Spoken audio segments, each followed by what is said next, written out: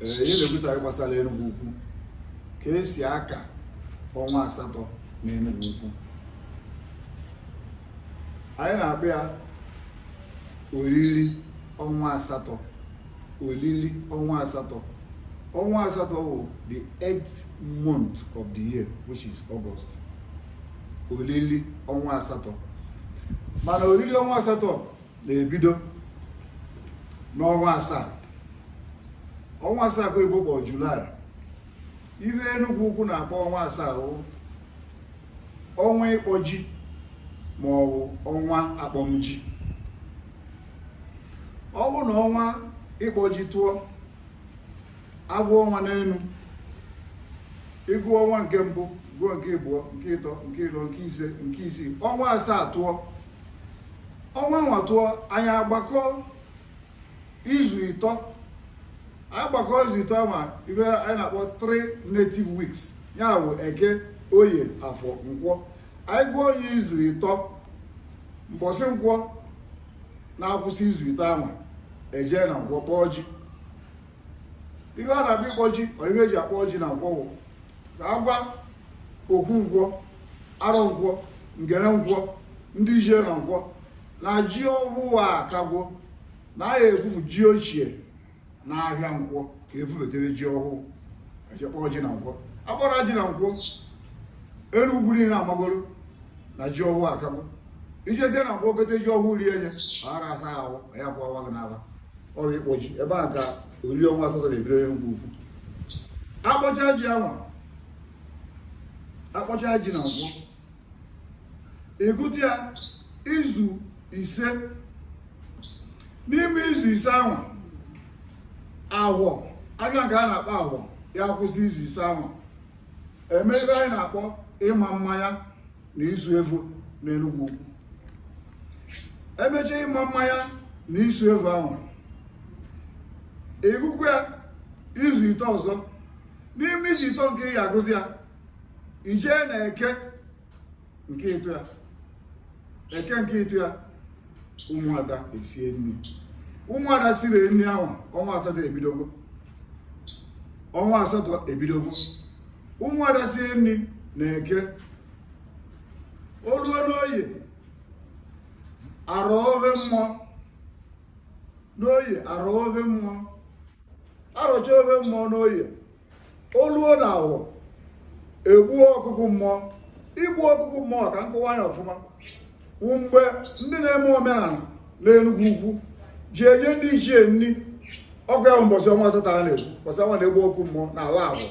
Ọ ya bụ mbọsị ọnwa asatọ a na-ekwu. Onye jee n'okpe Isi Nni aba ogbuolu ha anụ, gwabara ji owu aka gwara ya na achọ ka ya lie ji. Ha sokwara ebi ya lie ji. Ha mekwacha ji ya na-eri ka o ji na-ewetara nsogbu ka ọ balaba, ọbara nwoke, ọbara nwaanyị, ọbara okenye, ọbara ụmụazị, ọbara ọdịnala, ọbara aja. Dịkọcha ọgwụ ka isi aga ọgwụ igbufu ọkụkọ. Igbuzi ọgụ anwa, ịbachakwala ji wụfu ụha ruo n'ugbo n'ọgụ anwa jee wụfu ya n'ezi. Ruo n'oge wụfu ya n'ezi, onye bata ma onye na-agazi ohi ya ọ magoro ihe ime na ị na-eri inye ndị ichie nri gbọsị ahụ anwa. Oluzie ichie ya wụ Nkwọ anya ọkụkọ gbọsị ajọ kpọazịa ndị ọyị ha bịa soro na-erizi na-enwe ahụrị na-eri ji ọhụụ. Mbọsị Nkwọ anwa ihe anya ọkụ anwa gachazịa agụtakwa Ofu Izu, ya bụ Eke, Oye, Afor, Nkwọ. Ndị niile mere emume a na-akpọ Ekwu na Enugwu Ukwu, Ilo Nkpo Ekwu mbọsị Nkwọ ahụ. Ọ bụ usoro esi eme ọnwa asatọ na Enugwu Ukwu. Mana ka nkọwa nke gbasara arụ anyị nọ n'ime ọnwa asaa. Ọnwa asaa bụ Onwa Akpom-Ji tụrụ na 5th of July. Ọnwa asaa tụrụ na 5th of July. Mbọsị a ka ya gị n'elu 5th of July na mgbede ife ọnwa ka ọfta. Onye ahụ na Onwa Akpom-Ji atụgo. Onwa Akpom-Ji a wee tụọ, anyị wee gbakọ ya izu ịtọ. Gbakọta ya izu ịtọ ka nsi wee kwu. O wee dapụta na 16th of July bụ Nkwọ. Onye na-eme ihe Nkwọ a na-akpọ Chidumu ka atụ wee jee na Nkwọ kpọọ ji on the 16th of July. Ọ mbọsị aka akpọ ji na Nkwọ. Ọ kpọchazie ji a na Nkwọ, anyị wee gbakọ ya ka esi agbakọ ya.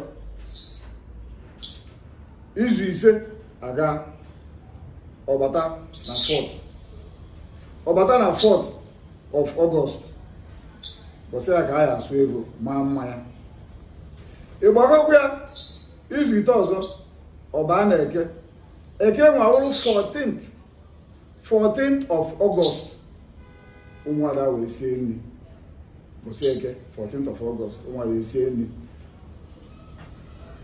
mgbọsị oye na-esotie wụrụ 15th of August Iro Ofe Mmuo 15th of August Iro Ofe Mmuo n'Enugwu Ukwu ahụ na-esotie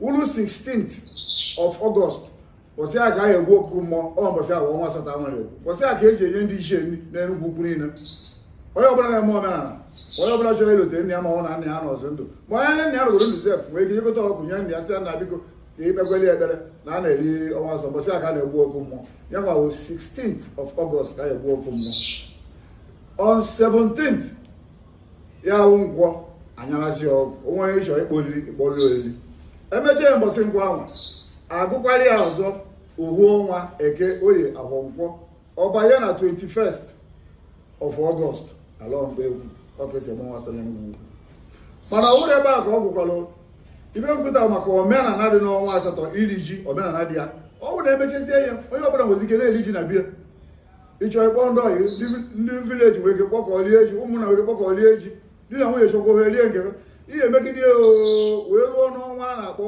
ọnwa iri the 10th month that 10th month ahụ agwụrụ ana ọnwa iri na ohu na-atụ ya ọbụla esara ka ịgbasa iri ji na n'Igbo ọ ka esi eme ekele ndị ndewo